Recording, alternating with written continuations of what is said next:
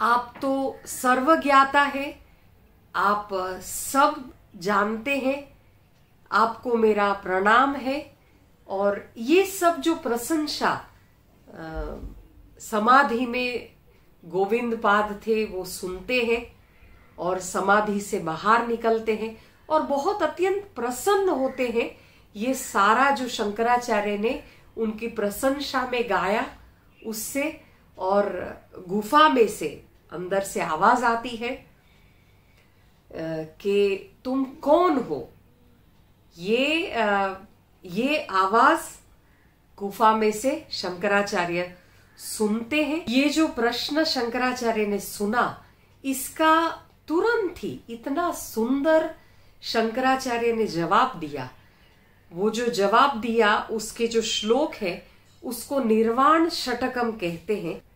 मनोबुद्ध्यहंकार चित्तानि नाहम् न च श्रोत्र जिह्वे न च घ्राण नेत्रे न च व्योम भूमिर्न तेजो न वायु चिदानंद रूपः शिवोऽहं शिवोऽहं चिदानंद रूपः शिवोऽहं शिवोऽहं।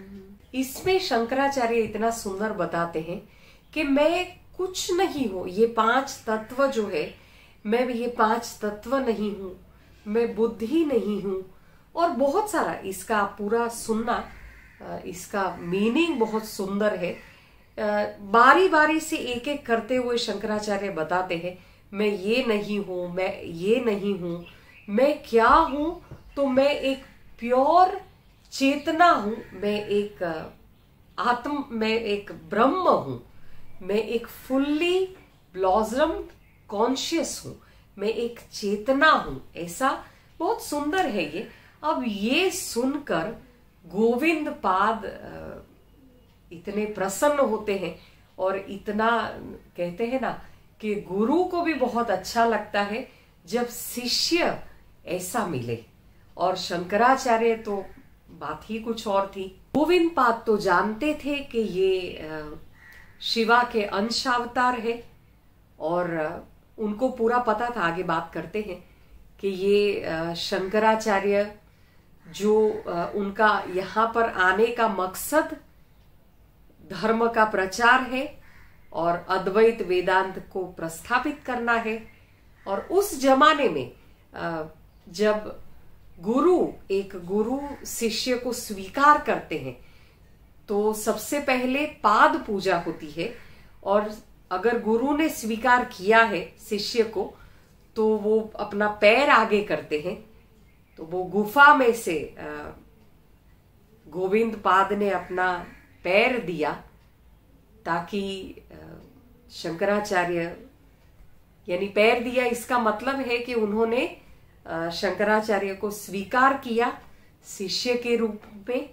और पाद पूजा होती थी तब उस समय पर।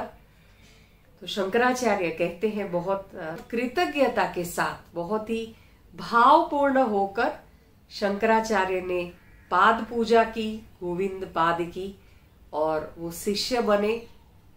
क्योंकि ऑलरेडी उन्होंने सुना, जो उन्होंने निर्वाण षटकम गाया, जिसमें जो सुनकर ही पता लगता था कि ये कोई सामान्य शिष्य नहीं है। ऑलरेडी उन्होंने सब कुछ पाया हुआ है और गोविंद पाद को पहले से ही ज्ञात था कि शंकराचार्य कौन है।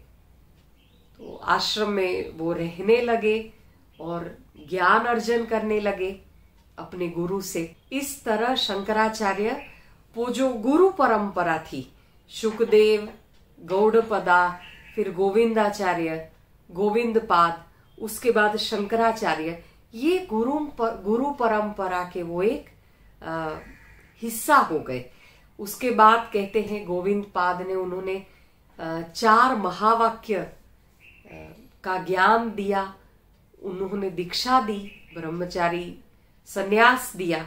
सन्यास की दीक्षा भी गोविंद पाद ने ही दी शंकराचार्य को, और वेदांत का ज्ञान दिया 4 महासूत्रों के साथ। वेदों के 4 महावाक्य है, जिसमें पहला है प्रज्ञानंद ब्रह्म, दूसरा है तत्वमसि, तीसरा है अहम ब्रह्मास्मि, और चौथा है अयम आत्मा ब्रह्म। ये 4 वेदों के महावाक्य है। अब उपनिषद का जो सार है वो सार ये 4 महावाक्य है। इसके बाद गोविंद पाद ने शंकराचार्य को ब्रह्मसूत्र सिखाए। ब्रह्मसूत्र जो महर्षि वेद व्यास ने लिखे थे। अब गोविंद पाद ने सन्यास दिया था शंकराचार्य को। शंकराचार्य सन्यासी थे, भिक्षा मांगकर भिक्षाटन करते थे और आश्रम में रहते थे। ऐसे कई दिन बीतते हैं। एक दिन की ये घटना है, बहुत सुंदर घटना है ये। एक दिवस क्या हुआ, मॉनसून का समय था, बारिश का समय था, और बहुत जोर से बारिश शुरू हुई। और एक दिन गया, 2 दिन गया, बारिश रुकने का नाम नहीं ले रही थी। और इतना ज्यादा आपदा की परिस्थिति हो गई कि आसपास के गांव तो सारे बहने लगे थे ये पूर में। ये जो पानी एक्सेस वाटर जो आ रहा था बारिश के थ्रू, उसमें, और शंकराचार्य अपना ध्यान और अपनी साधना में व्यस्त थे नदी के किनारे पर। और पूर धीरे धीरे पानी और ज्यादा बह रहा था, और बारिश चालू ही थी और पानी और जमा होता जा रहा था। अब चीखने चिल्लाने की बहुत ज्यादा आवाज आने लगी, क्योंकि लोगों का जीना दुभर हो रहा था, जो अलग अलग और भी गांव में आसपास में थे। डर से और भय के कारण परिस्थिति और बिगड़ रही थी। अब ये सब जो आसपास के लोगों की आवाज आ रही थी, इसके कारण शंकराचार्य का ध्यान टूटा। अब उन्होंने देखा कि परिस्थिति तो थोड़ी सी भयंकर है, पूर बहुत ज्यादा पानी बह रहा है। तब शंकराचार्य ने आश्रम में से आवाज सुनी कि पानी बहुत ज्यादा भर रहा है और आश्रम भयजनक परिस्थिति में है। और तब देखा कि गुरुदेव गोविंद पाद गुफा में ही है, और वो समाधि स्थिति में है, समाधि अवस्था में है। और बारिश तो 3-4 दिन 5 दिन होने को आए और बारिश रुकने का नाम नहीं ले रही है। और आश्रम तो अभी ऑलमोस्ट डूबने की कागार पर आ चुका था, क्योंकि इतना सारा जो पानी बह रहा था।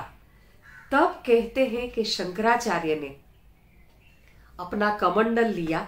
कमंडल वो जो हाथ में रखते हैं पानी के लिए। शंकराचार्य ने अपना कमंडल लिया, और वो कमंडल उन्होंने उनके जो गुरु थे गोविंद पाद, जिस गुफा में थे, उस गुफा के प्रवेश द्वार पर रखा और मंत्रोच्चार शुरू किया। और कहते हैं शंकराचार्य का संकल्प और उनके मंत्रोच्चार से वो जो सारा पानी इतना तांडव कर रहा था 5 दिन से, वो जो पूर की परिस्थिति थी, जो पानी नदी के सारे किनारे छोड़कर बह रहा था, वो सारा पानी सबने अपनी आंखों से देखा कि वो सारा पानी धीरे धीरे आकर कमंडल में इकट्ठा हो रहा था। और सारा पानी धीरे धीरे सारा कमंडल में भर गया, और जो पूर की परिस्थिति थी वो बिल्कुल सामान्य हो गई, और सारी जगह से पानी कमंडल में आ गया, और सारी जो आपदा थी वो आपदा टल गई। अब ये सारा जो चमत्कार था, ये शंकराचार्य के साथ साथ जो बाकी के सारे शिष्य थे, उन्होंने अपनी आंखों से देखा।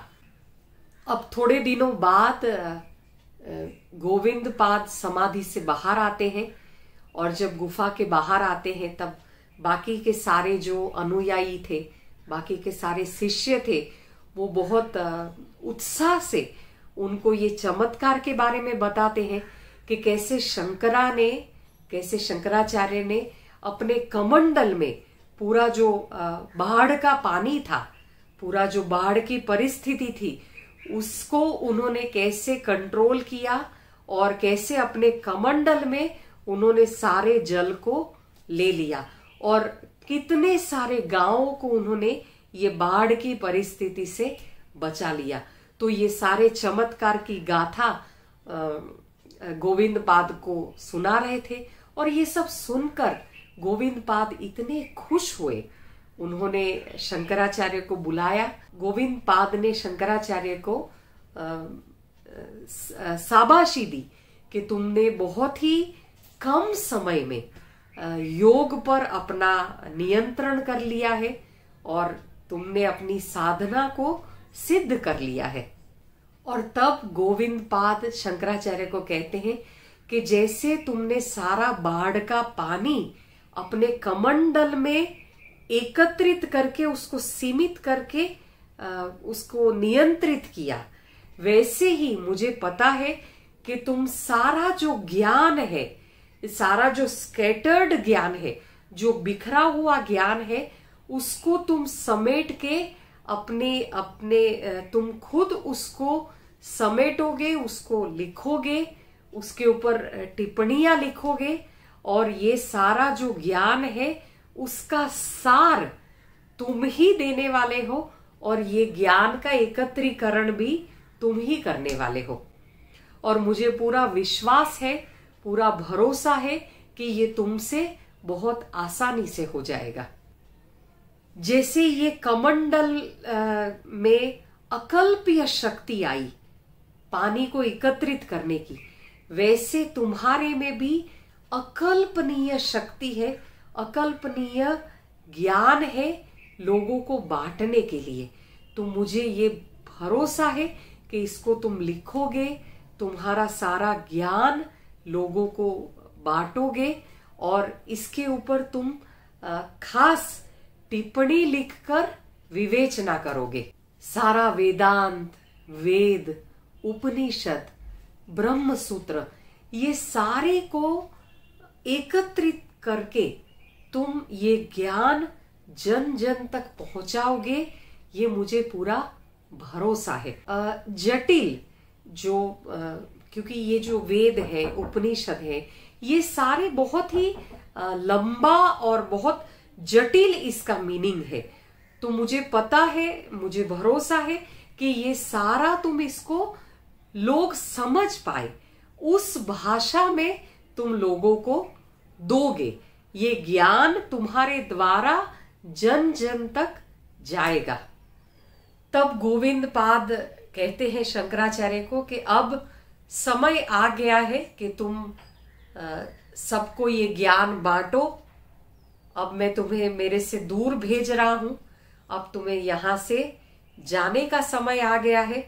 और जो सन्यासी है, जो सन्यासी होते हैं, वो हमेशा विचरण करते रहते हैं, सबको के जीवन में ज्ञान बांटते रहते हैं। और सिर्फ चातुर्मास का जो समय रहता है, बारिश का जो समय रहता है, तभी सन्यासी एक जगह पर स्थित रहते हैं। बाकी घूमना ही उनका कर्तव्य है, घूमना ही उनकी जिम्मेदारी है। तो मैं तुम्हें मेरे से दूर भेज रहा हूं। अब इसके आगे की कहानी शंकराचार्य के बारे में हम आगे सुनेंगे। आप जरूर ये सुनना, इतना सुंदर उनका जीवन की ये जो कथा है, ये सुनने जैसी कथा है। और आप जरूर मेरी चैनल को सब्सक्राइब करिए, लाइक करिए, शेयर करिए और कमेंट जरूर करिए।